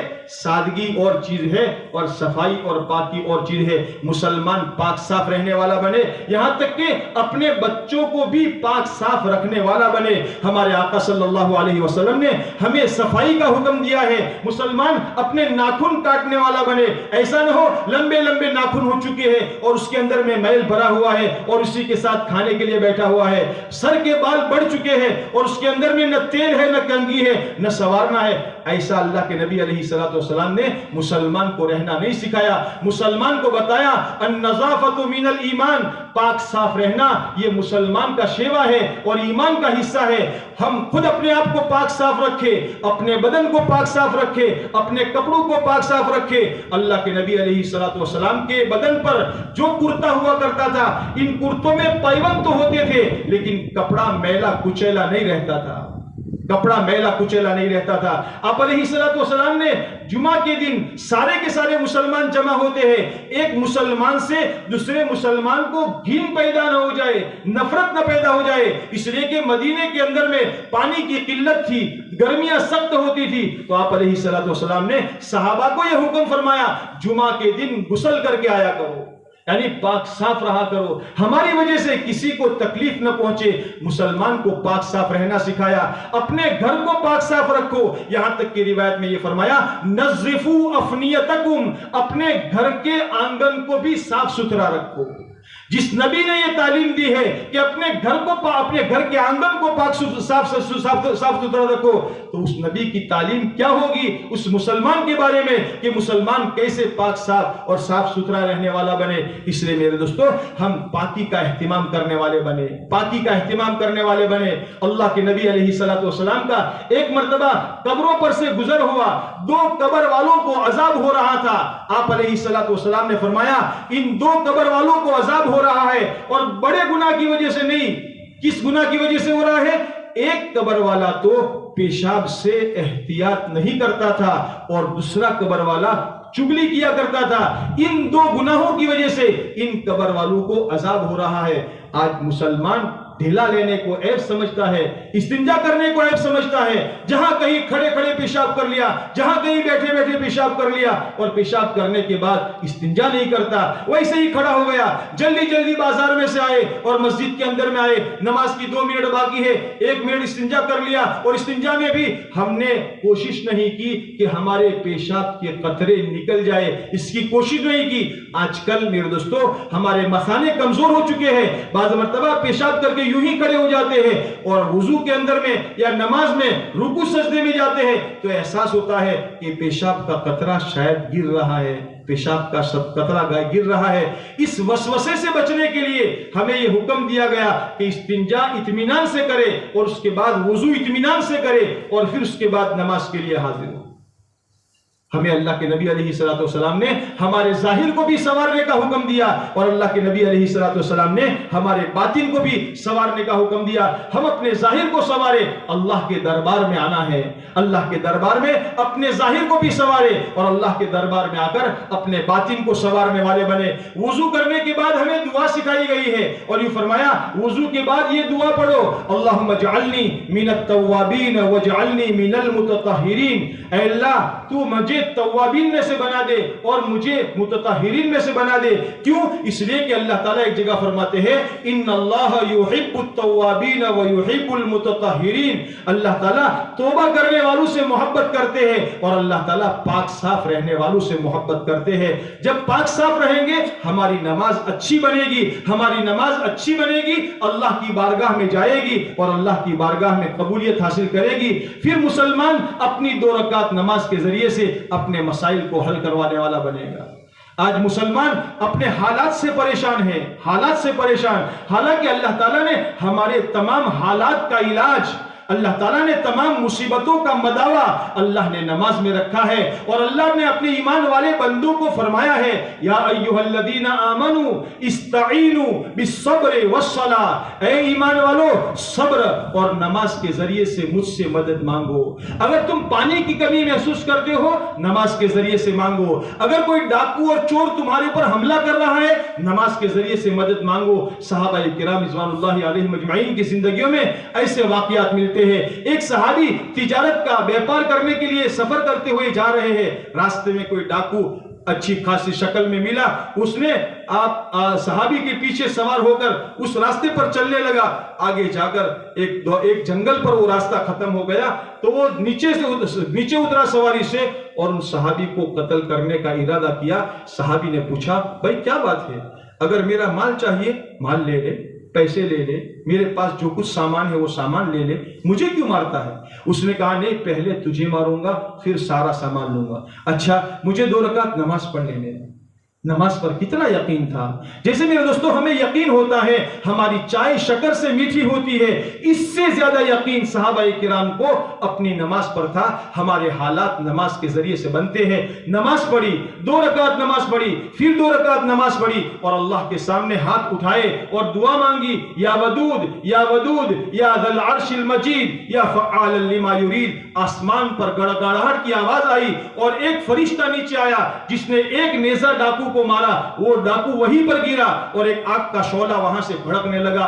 صحابی نے اپنی دعا مختصر کر کے آنے والے سے پوچھا، بھئی تم کون ہو، کہاں سے آئے ہو؟ اس نے کہا، میں 4تھے آسمان کا فرشتہ ہوں. جب تم نے نماز پڑھ کر اللہ سے یہ گڑ گڑا کر دعا مانگنی شروع کی، میں نے اپنے رب سے کہا، اے اللہ تیرا ایک بندہ تجھ سے فریاد کر رہا ہے، مدد مانگ رہا ہے. اے اللہ اگر تیری اجازت ہو میں اس کی مدد کے لیے چلا جاؤں. اللہ تعالیٰ نے مجھے اجازت دی اور میری طرف میں تیری مدد کے لیے آیا ہوں.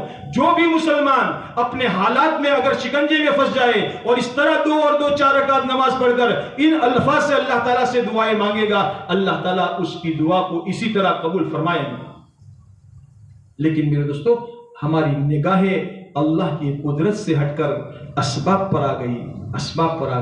ہم دنیا میں اسباب کے چکر میں پڑ گئے، 99 کے فیر میں پڑ گئے. اس سے نہیں ہوتا تو اس سے کرتے ہیں، اس سے نہیں ہوتا تو اس سے کرتے ہیں. ساری جگہ میرے دوستو اپنا سب کچھ کھپانے کے بعد بھی کچھ نہیں ہوتا تو پھر کہتا ہے بھائی جے اللہ نے مرضی، جے اللہ نے مرضی سے تھا ہے.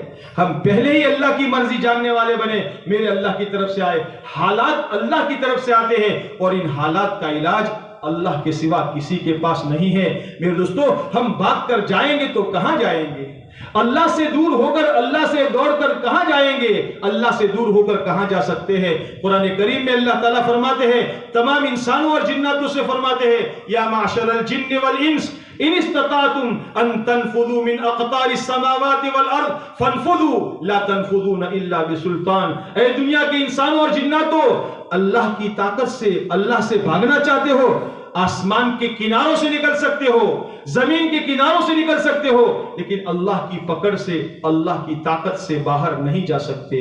اس لیے دوستو اللہ کی طاقت کو اپنی موافقت میں کرنے کے لیے، اللہ کے خزانے سے فائدہ اٹھانے کے لیے، ایک صحابی رضی اللہ تعالیٰ عنہ کو ان کا قرضہ ادا کرنا تھا تو دوسرے صحابی نے بنجر جیسی بنی کا ہمارا جیسا ریت کا ریگستان ہے، ایسی بنجر زمین کا کوئی حصہ دے دیا. ان کے غلام نے کہا، میرے آقا یہ تو بالکل بنجر باٹھے جیسی زمین ہے، اس میں کوئی اناج وناج نہیں ہے، پانی کا قطرہ نہیں ہے، ایسی زمین لے کر کیا کریں گے؟ فرمایا کوئی بڑا مسئلہ نہیں ہے، اگر پانی نہیں ہے تو اللہ تو ہے. فرمایا مصلی بچھاؤ. مصلی بچھایا اور وہیں پر نماز پڑھی اور نماز میں دیر تک سجدے میں اللہ تعالیٰ سے دعائیں مانگتے رہے اور پھر نماز سے فارغ ہونے کے بعد مصلی اٹھایا، اپنے غلام سے کہا یہاں کھودنا شروع کرو. جب زمین کھودنا شروع کی تو وہاں سے اللہ تعالیٰ نے پانی کا چشمہ اللہ تعالیٰ نے جاری فرما دیا. میرے دوستو جو اللہ 1400 سال پہلے اور اس سے پہلے جس طاقت کے ساتھ جو اللہ تھا، وہ اللہ آج بھی اسی طاقت کے ساتھ ہے. جس اللہ نے اس زمانے میں ایمان والوں کی ان اعمال کی بنیاد پر مددیں کی تھی، وہ اللہ آج بھی ان اعمال کی بنیاد پر ایمان والوں کی مددیں کرے گا. قرآن پاک میں اللہ تعالیٰ کا ارشاد ہے، اِنَّا لَنَنْصُرُ رُسُلَنَا وَالَّذِينَ آمَنُوا فِي الْحَيَاةِ الدُّنْيَا وَيَوْمَ يَقُومُ الْأَشْهَادُ. ہم البتہ ضرور مدد کرتے ہیں اور کریں گے اور کرتے رہیں گے، نبیوں کی بھی اور ایمان والوں کی بھی، دنیا کی زندگی میں بھی، اور اللہ تعالیٰ آخرت کے اندر بھی مدد کریں گے. مدد کے حاصل کرنے کا راستہ اللہ تعالیٰ کے احکامات ہے. نماز اللہ کا سب سے بڑا حکم ہے. آج کا مسلمان نماز سے غافل ہو چکا ہے.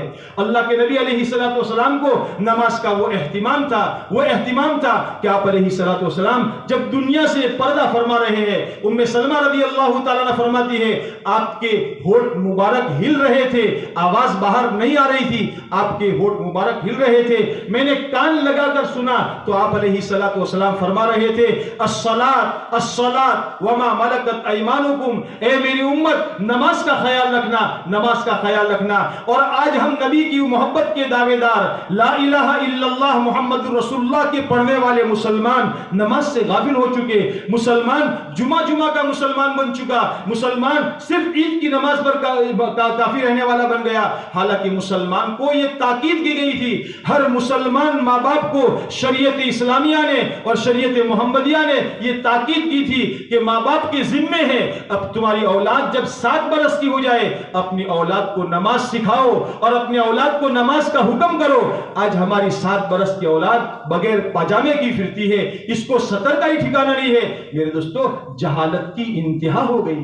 کیا جہالت ہے ہماری، کیا مسلمان، کیا اسلامی زندگی، ہم نے اپنے آپ کو کیا جانا ہے. میرے دوستو، ہم مسلمان ہیں. مسلمان کو دنیا میں رہنے کا، پہننے کا، جینے کا سلیقہ پیارے نبی علیہ السلام نے بتایا ہے. اور ماں باپ کو یہ حکم دیا گیا ہے جب تمہاری اس اولاد 10 برس کی ہو جائے تو نماز نہ پڑھنے پر مارو اور مار کر ان کو نماز پڑھاؤ. حالانکہ 10 سال کے بچے پر نماز فرض نہیں ہوتی، لیکن اس کو عادی بنانے کے لیے، نماز کا عادی بنانے کے لیے ماں باپ کو یہ تاکید کی گئی کہ ماں باپ اپنے اولاد کو نماز کا حکم کرے. میرے دوستو، نماز کو اپنے گھروں میں زندہ کرو، نماز کو اپنے گھروں میں زندہ کرو، نوافل گھروں میں پڑھنے والے بنے. اور میرے دوستو، فرض نمازیں مسجدوں کے اندر میں اہتمام سے زندہ کرنے والے بنے.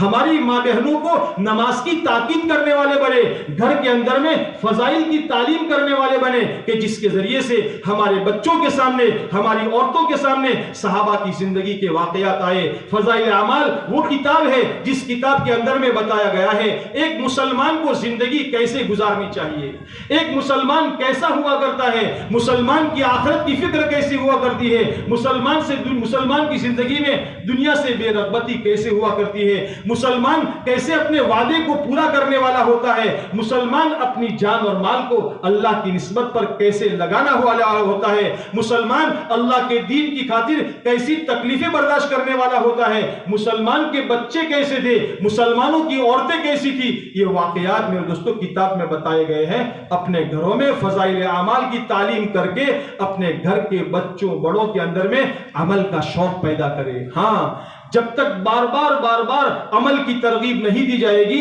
ہمارے گھروں میں عمل کا شوق پیدا نہیں ہوگا. اور جب عمل کا شوق پیدا ہو جائے گا ہمارے گھر کی مائیں بہنیں نمازوں کے ذریعے سے اپنے مسائل کو حل کروانے والی بنے گی. پھر وہ اپنے شوہروں کو تنگ نہیں کرے گی، اپنے شوہروں کو تنگ نہیں کرے گی. جو مسئلہ آئے گا، بچہ بیمار ہو گیا، گھر میں اناج ختم ہو گیا، گھر میں پانی نہیں آ رہا ہے، تو سب سے پہلے وہ اللہ کی بندی مصلی بچھا کر اللہ کے سامنے ہاتھ پھیلا کر، اپنا دامن پھیلا کر اللہ سے مانگنے والی بنے گی. پھر ان ماؤں کے ذریعے سے دین اپنے بچوں کی زندگیوں میں آئے گا. یہ مائیں اپنے گھروں کے اندر میں تہجد کا اہتمام کرنے والی بنے گی. راتوں میں اٹھ کر جب رات کے اندر میں دنیا ساری سوئی ہوئی ہوتی ہے اس وقت میں وہ مائیں اپنے گھروں میں نمازوں کا اہتمام کر کے گرم گرم آنسو بہانے والی بنتی ہے. بچہ بلک کر اٹھ جاتا ہے، میری ماں کیوں رو رہی ہے، ماں کی سینے سے چمٹ جاتا ہے، میری ماں بتا تجھے کیا ہے، کیا سر میں درد ہے، کیا پیٹ میں تکلیف ہے، کیا بخار آیا ہے، ماں تو کیوں روتی ہے. اس کو دیکھ کر بچہ بھی رونے لگتا ہے. ماں کہتی ہے بیٹا نہ میرے پیٹ میں درد ہے نہ میرے سر میں درد ہے، میرے دل میں ایک درد ہے. میرے بیٹے، اللہ نے ہمیں دنیا میں چند دن کے لیے پیدا کیا ہے، کل قیامت کے دن اللہ ہم سے حساب لے گا. ہر انسان سے پوچھے گا میرے بندے، میری بندی، میں نے تجھے دنیا میں 40 50 سال 60 سال کی زندگی دی تھی، تو کیا کر کے آئی ہے؟ بیٹا تجھے بھی مرنا ہے، مجھے بھی مرنا ہے، میں میری قبر میں جاؤں گی، تو تیری قبر میں جائے گا. میں محنت کر رہی ہوں، میں اللہ کے سامنے اس لیے روتی ہوں کہ میری قبر جنت کا باغ بن جائے اور حشر کے میدان میں اللہ میرا حساب کتاب آسان کر دے. اور میں اس لیے روتی ہوں تاکہ اللہ ہمیشہ کی جہنم سے بچا کر اللہ ہمیں جنت میں داخل کر دے. بیٹا کپڑوں کا ملنا کامیابی نہیں ہے، بیٹا نئے بنگلے میں رہنا کامیابی نہیں ہے. بیٹا اصل کامیابی تو یہ ہے کہ اللہ ہم سے راضی ہو جائے، اللہ ہم کو پسند کر لے. وہ بیٹا بھی اپنی ماں کی زندگی کو دیکھ کر ویسے زندگی گزارنے والا بنتا ہے.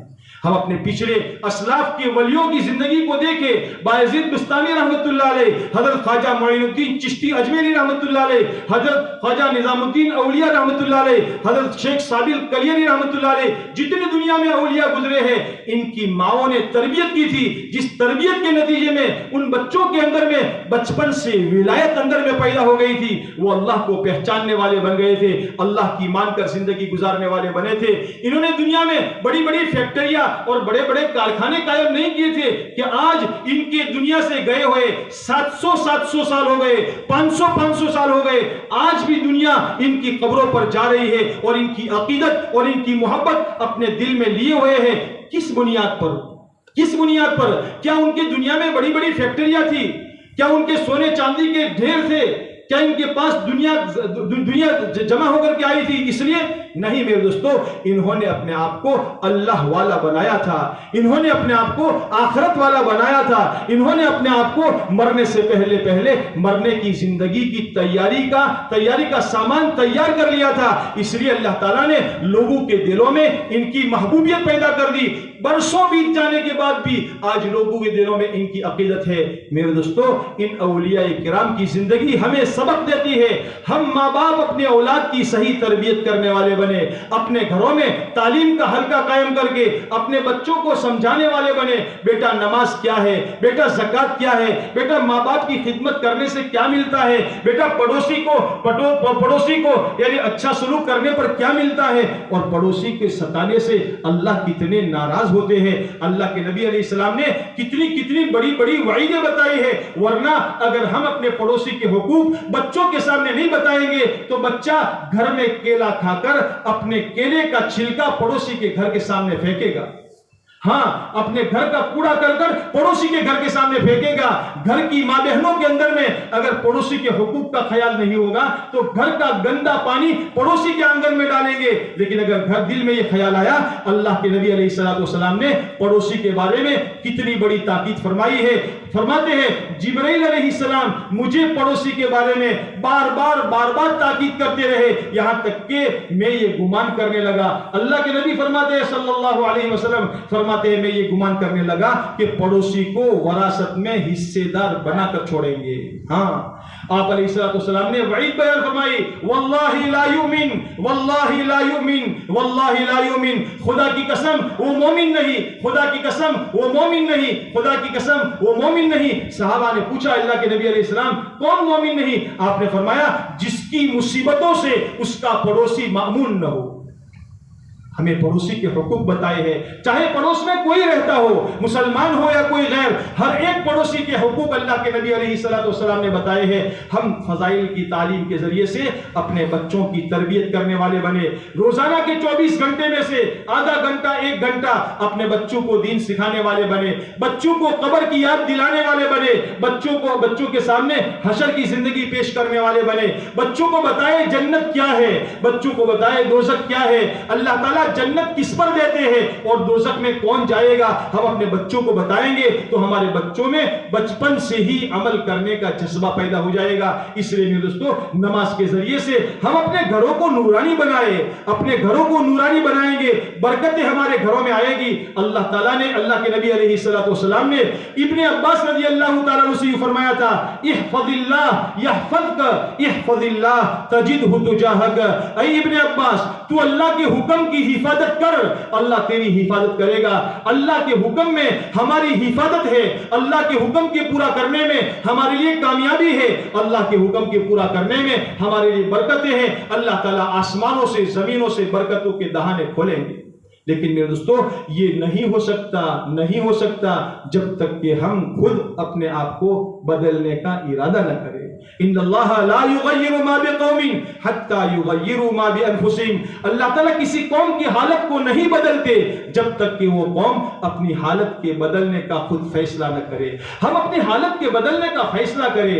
ہم سوچیں اللہ نے مجھے مسلمان بنایا ہے، میرا چہرہ مہرہ مسلمان کا ہونا چاہیے، میرا لباس مسلمان کا ہونا چاہیے، میں سر تاپا اسلامی رنگ میں رنگنے والا بن جاؤں، میں اللہ تعالیٰ کے احکامات پر چلنے والا بن جاؤں۔ اگر اللہ نے مجھے مال دیا ہے میں زکوٰۃ ادا کرنے والا بن جاؤں، اللہ نے اگر مجھ پر حج فرض کیا ہے میں حج کرنے والا بن جاؤں۔ ایک ارکان اسلام ہے، ان ارکان اسلام کو اپنی زندگی میں زندہ کرنے والے بنے، ارکان ایمان کو دل سے سچا ماننے والے بنے، اللہ کی ذات پر، اللہ کی صفات پر، اللہ کے فرشتوں پر، اللہ کے نبیوں پر، اللہ کی کتابوں پر، اللہ کے رسولوں پر ایمان لانے والے بنے، مرنے کے بعد کی زندگی پر ایمان لانے والے بنے کہ مرنے کے بعد کی زندگی سچی ہے۔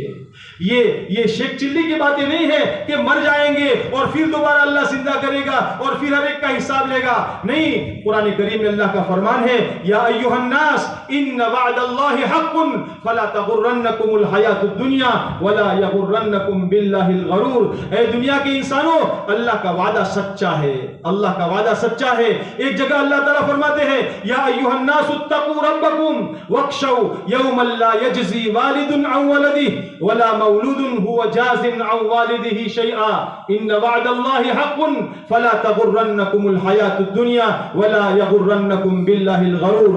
اے لوگوں, اللہ سے ڈر کر زندگی گزارو. یہ مت سمجھو میں چھپ چھپا کر کچھ کر رہا ہوں. نہیں, اللہ سے ڈرو, اللہ دیکھ رہا ہے. اگر تم 7 زمینوں کے نیچے بھی کر رہے ہو, اللہ تمہیں دیکھ رہا ہے. لقمان علیہ السلام نے اپنے بیٹے سے فرمایا تھا, یا بنی انہا ان تک مثقال حبۃ من خردل فتکن فی صخرۃ او فی السماوات او فی الارض یأتی بها اللہ. اے میرے بیٹے, ذرہ برابر بھی تو کوئی کام کرے گا, چاہے وہ خیر کا کام ہو یا برائی کا کام ہو, پہاڑوں کی چٹانوں میں جا کر رہا ہو, آسمان کی بلندیوں میں کر رہا ہو, زمین کی تہ میں جا کر رہا ہو, اللہ تعالیٰ قیامت کے دن اس کام کو تیرے سامنے لائے گا. ہاں, اللہ تعالیٰ لائے گا. اس لیے اللہ کا وعدہ سچا ہے. اللہ فرماتے, اے لوگوں, اللہ سے ڈر کر زندگی گزارو. اس دن سے ڈرو جس دن نہ کوئی باپ بیٹے کے کام میں آئے گا اور نہ کوئی بیٹا باپ کے کام میں آئے گا. ہاں, آج تو ایک باپ اپنے بیٹے کے لیے اپنی پسینہ بہاتا ہے, بڑھاپا نہیں دیکھتا. بڑھاپے میں 70 سال کا بوڑھا, 80 سال کا بوڑھا لاری میں سامان لے کر بیچ رہا ہے. ارے بڑے میاں, تم کیا کر رہے ہو؟ تمہارے پاؤں تو قبر میں لٹک رہے ہیں, اب تو قبر میں تیاری کرو. قبر کی بھائی بیٹا, میں اس لیے کر رہا ہوں تاکہ میرے بچے خوش رہے, بچوں کے کھانے پینے کے لیے کر رہا ہوں. جس اولاد کے لیے نمازیں قربان کی جاتی ہے, جس اولاد کے لیے اپنا دین قربان کر دیا جاتا ہے, جس اولاد کے لیے ایمان تک کو قربان کر دیا جاتا ہے, قیامت کے دن مرنے کے بعد وہ اولاد ہمارے کام نہیں آئے گی. نہ کوئی باپ اپنے بیٹے کے کام میں آئے گا اور نہ کوئی بیٹا اپنے باپ کے کام میں آئے گا.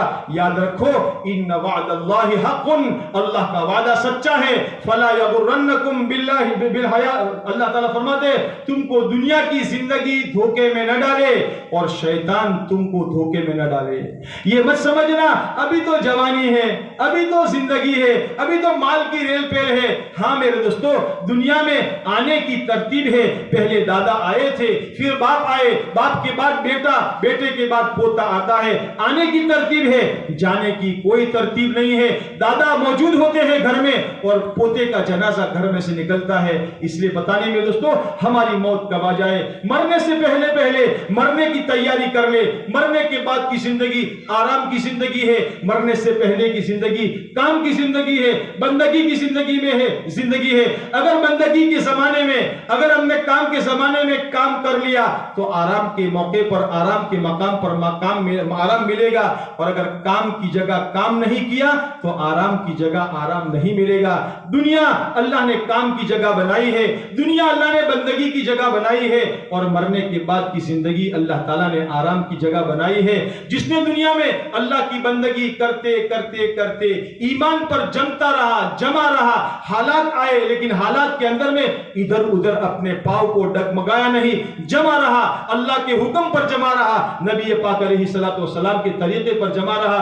دنیا ادھر ادھر کی آندھیاں دنیا میں چلتی رہی, لیکن یہ مسلمان اپنی حالت پر جمع رہا. تو اللہ تعالیٰ ایسے مسلمان کے بارے میں قرآن کریم میں فرماتے ہیں, ان الذین قالوا ربنا اللہ ثم استقاموا, ایمان لانے کے بعد ایمان پر جمے رہے, حالات کے جھکڑ آتے رہے لیکن مسلمان ایمان پر جمع رہا, نماز پر جمع رہا, زکات پر جمع رہا, نیکی پر جمع رہا, خیر کے کاموں پر جمع رہا, اور اسی حال میں اس کی موت آ گئی تو اللہ تعالیٰ فرشتوں کو خوشخبری دے کر اس مرنے والے انسان کے پاس بھیجتے ہیں اور فرماتے ہیں اللہ تعالیٰ, اللہ تخافوا ولا تحزنوا وابشروا بالجنۃ التي كنتم توعدون. اے دنیا سے جانے والے میرے بندے, آگے کا خوف مت کر اور پیچھے کا غم مت کر.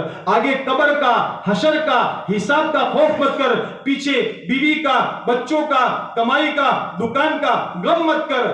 اللہ تعالیٰ فرماتے ہیں وَأَبْشِرُوا بِالْجَنَّةِ الَّتِي كُنْتُمْ تُوعَدُونَ، اس جنت کی بشارت حاصل کر لے جس جنت کا اللہ تعالیٰ نے تجھ سے وعدہ فرمایا تھا۔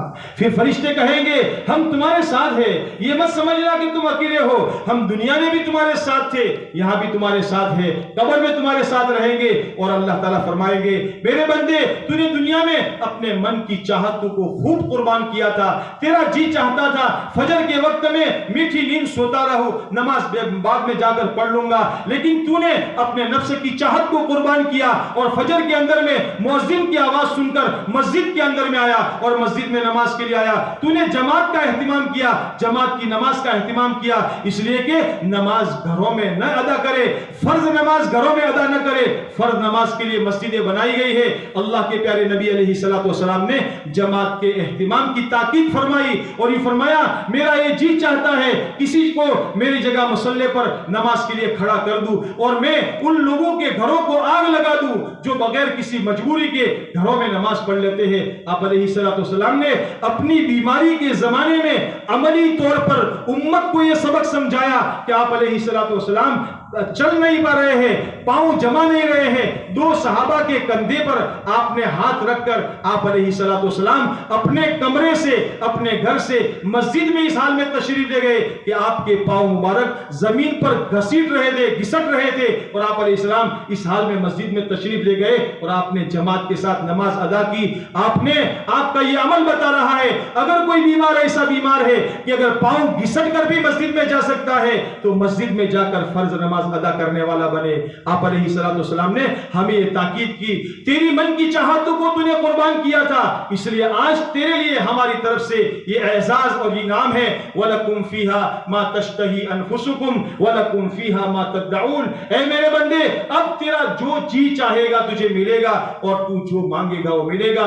جنت کے اندر میں ہمیشہ ہمیشہ اللہ تعالیٰ داخل کریں گے، جوانی دیں گے، لا یبلا ثیابہم ولا یفنا شبابہم، جنت کے کپڑے کبھی پرانے نہیں ہوں گے اور جنت کی جوانی کبھی ختم نہیں ہوگی، اور ایسے اللہ تعالیٰ پھل عطا فرمائیں گے لا مقطوعۃ ولا ممنوعہ، وہ کبھی کم نہیں ہوں گے اور ان سے کوئی روکنے والا نہیں ہوگا۔ دن بدن اللہ تعالیٰ نعمتوں میں اضافہ کرتے جائیں گے اور اللہ تعالیٰ ہر جنتی کو اپنی جنت کی بادشاہت عطا فرمائیں گے، ہر جنتی اپنی جنت کا بادشاہ ہوگا، بہت بڑا ملک کبیر اللہ تعالیٰ اسے عطا فرمائیں گے۔ یہ کس بنیاد پر ملے گا؟ یہ دنیا میں بندگی کے ساتھ زندگی گزارنے کی بنیاد پر ملے گا۔ اور اگر میرے دوستو من کی چاہت پر چلا، نماز پڑھی نہ پڑھی، دین پر چلا نہ چلا، دین کی محنت کی نہ کی، جو من میں آیا کرتا رہا، اگر اسی حال میں چلا اور اللہ کو ناراض کر دیا، موت سے سکرات موت سے اللہ کی ناراضگی کے اثرات اس پر آنے شروع ہو جائیں گے۔ ہاں اللہ کی ناراضگی کے اثرات آنے شروع ہو جائیں گے۔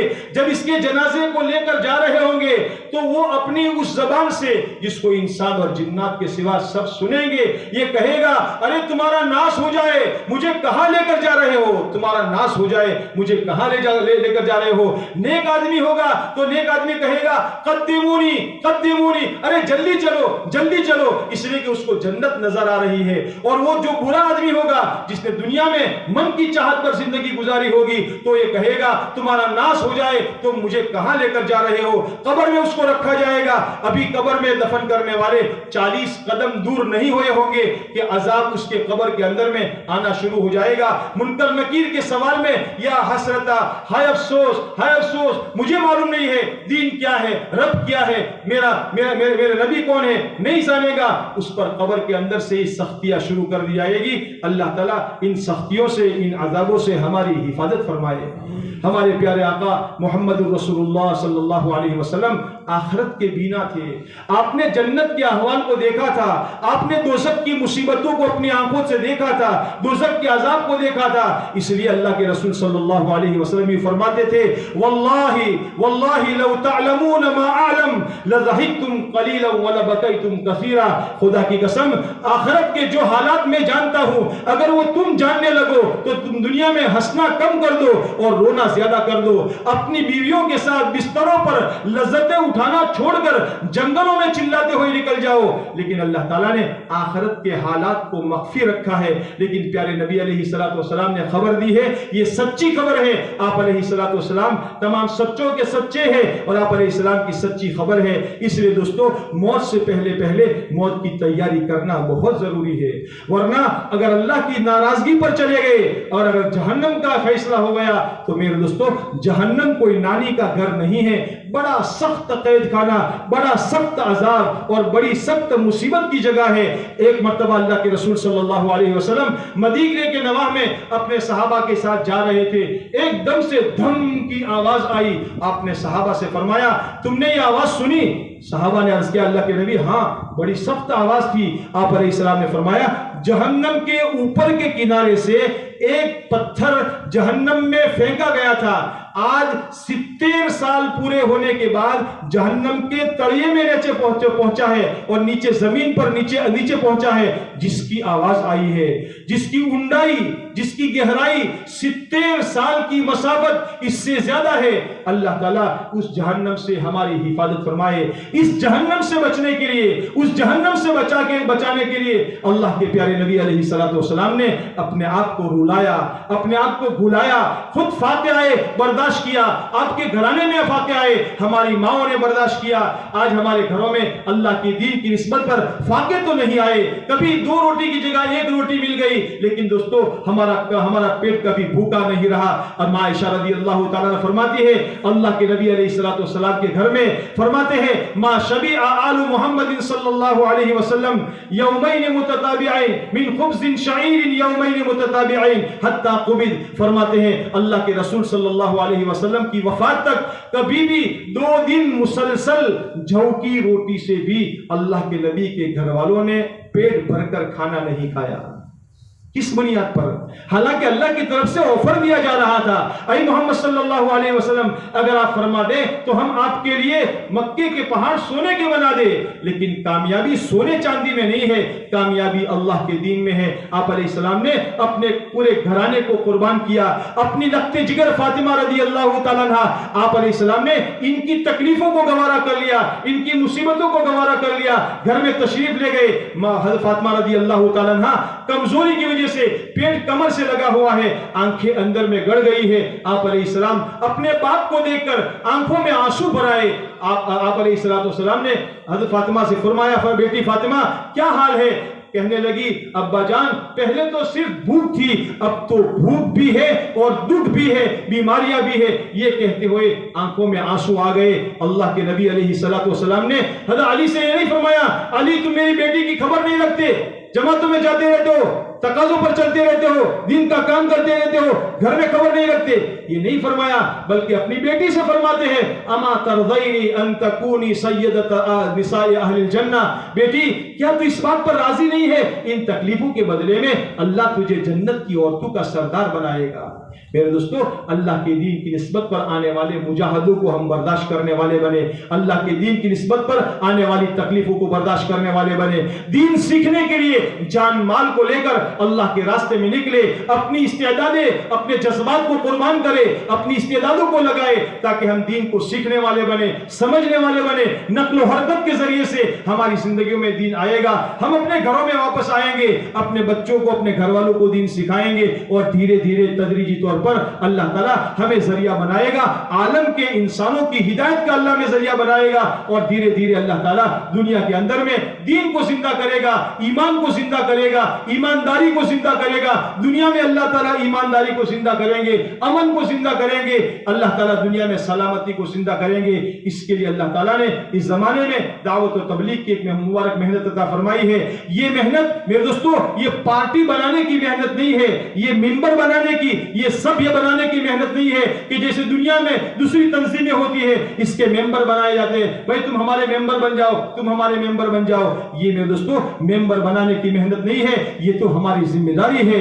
ہم سب محمد صلی اللہ علیہ وسلم کی امت میں پیدا ہوئے ہیں، ہمارا کام اپنی ذات سے اللہ کے دین پر چلتے ہوئے اللہ کا دین دنیا کے بسنے والے سارے انسانوں کی زندگی میں زندہ ہو جائے۔ اس کے لیے غریب اپنی غربت کے ساتھ، مالدار اپنی مالداری کے ساتھ، جس جس کے پاس جو صلاحیت ہے اپنی ان صلاحیتوں کے ساتھ اللہ کے دین کی محنت کرنے والا بنے، تاکہ اللہ تعالیٰ اس کو دنیا میں خیر کا ذریعہ بنا دے اور اللہ کے دین کی نسبت پر اپنے کاروبار کو، اپنے بیوی بچوں کی ترتیب بنا کر ہم ان کو چھوڑنے والے بنے۔ اللہ ضائع نہیں کرے گا۔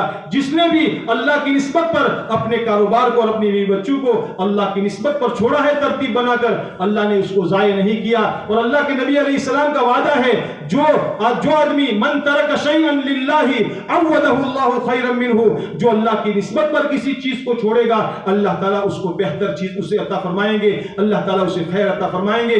صحابہ نے اللہ کی دین کی نسبت پر بہت کچھ چھوڑا تو اللہ نے صحابہ کو ضائع نہیں کیا، بلکہ تھوڑی سی مدت میں اللہ تعالیٰ نے دنیا کو برکت والی بنا کر صحابہ کرام کے قدموں میں ڈال دیا۔ اسی کے نقش قدم پر اگر ہم اور آپ چلیں گے تو جیسے اللہ تعالیٰ نے نبیوں کو، صحابہ کو اور صحابہ کے بعد تابعین اور اولیاء کرام کو کامیاب کیا، اللہ تعالیٰ ہمیں بھی اسی طرح کامیاب کریں گے۔ اس کے لیے میرے دوستو ہر مسلمان سے یہ صدا لگائی جاتی ہے، ہر مسلمان کے سامنے یہ آواز لگائی جاتی ہے، ہر مسلمان اپنی زندگی میں دین کو سمجھنے سیکھنے کے لیے 4 مہینے اللہ کے راستے میں لگائے، 4 مہینے اللہ کے راستے میں جائیں گے، اللہ کے دین کے ماحول میں رہیں گے، مسجد کے ماحول میں رہیں گے، صبح سے شام تک، شام سے صبح تک اللہ سے ہونے کو بولیں گے، اللہ سے ہونے کو کہیں گے، اللہ تعالیٰ ایمان ہمارے اندر میں پیدا کرے گا، اعمال زندگی میں زندہ ہوں گے۔ انشاءاللہ 4 مہینہ لگا کر صحیح طریقے سے 4 مہینہ لگا کر واپس آئیں گے، پچھلی زندگی سے توبہ کر کے آئیں گے، آئندہ نئی اچھی زندگی گزارنے کا عزم کریں گے تو اللہ تعالیٰ ہمارے لیے